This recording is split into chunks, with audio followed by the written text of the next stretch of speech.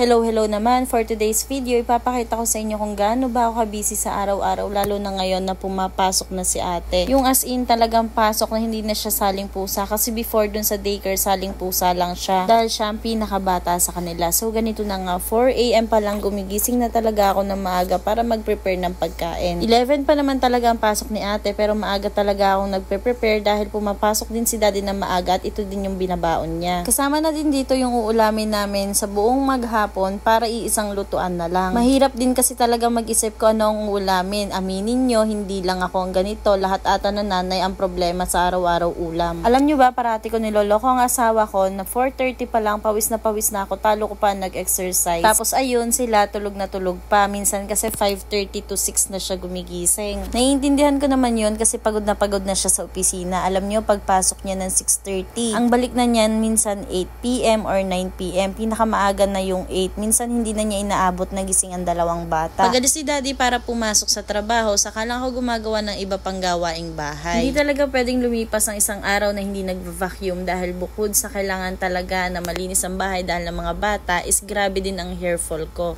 Na-immune na nga din si Aman din sa ingay ng vacuum dahil kahit patapatan ko ng vacuum yan habang natutulog, tulog pa din siya. Ito din ang kagandahan ng maagang gumigising. Hindi ka nangangarag para gawin lahat ng trabaho dito sa bahay. Bago ko gisingin si ate, minimake sure ko na malinis na din talaga ang bahay kasi kakalatan din ulit nila. 7 AM gumigising na din siya. Maaga din siya nagigising dahil maaga nga din silang nakakatulog. Mabuti na lang din talaga na maaga siyang gumigising dahil grabe talaga sa bagal to, lalo na sa pagkain. Napakatagal talaga nitong magmuni-muni, kaya mabuti na lang talaga maaga din talaga siyang gumigising. As much as possible, gusto ko bago ako maligo, plakado na ang lahat. Okay na mga bata, okay na din ang buong bahay. Ayoko din kasi talagang umaalis kami na makalat pa. Alam nyo ba, malaking factor din talaga ang pagiging nanay sa paghaba ng pasensya ko. Sa paggising pa lang kay Aman din, grabe, sako-sakong pasensya na ang kailangan ko dahil magaling talaga itong magligalig kapag ginigising. Hindi siya kagaya ni ate na kapag ginising mo, bumabangon kagad. Ito, umiiyak kagad. Kaya saka ko lang siya ginigising kapag nagpe-prepare na si ate para medyo mahaba-haba pa ang tulog niya. Hindi ko alam kung bakit mas maganit matulog si Aman din kaysa kay ate. Parehas lang naman sila ng oras ng tulog gabi-gabi. Minsan, alam nyo, naawa din ako kay Aman din kasi para na din siyang pumapasok kasi everyday talaga kasama namin siya. So kapag maaga ang pasok ni ate, maaga din siyang gumigising. At dahil nga tanghali na ang pasok ni na ate,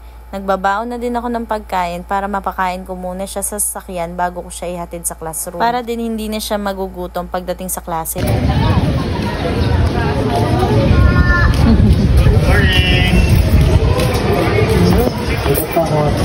Ganito talaga motherhood, lahat ng hindi mo nagagawa noon, magagawa mo para sa mga anak mo. Kaya ako iniisip ko, okay lang magkanda pagod-pagod ako, basta okay ang pamilya namin, okay ang mga bata. Pagkahatid namin kay ate, umuwi muna kami sa kuta kasi sinasamahan ko ang papa ko dahil wala siyang kasama sa bahay. Tapos after school ni ate, dumediretso na kami sa farm kasi wala kami mag-aalaga ng baboy. Kami lang mag-asawa nag-aalam nito. Tuwing umaga si daddy ang duty, tapos sa hapon ako naman, since maluwag naman yung hapon ko at si daddy hindi makakauwi ng maaga. O diba, napakaraming gawain ng isang nanay pero napagkasya ko sa loob ng isang araw. Ito talaga natutunan ko simula nung naging nanay ako. Magiging flexible ka, pati na rin ang oras mo para magawa mo lahat ng bagay para sa pamilya mo. O siya, yun lang. Bye!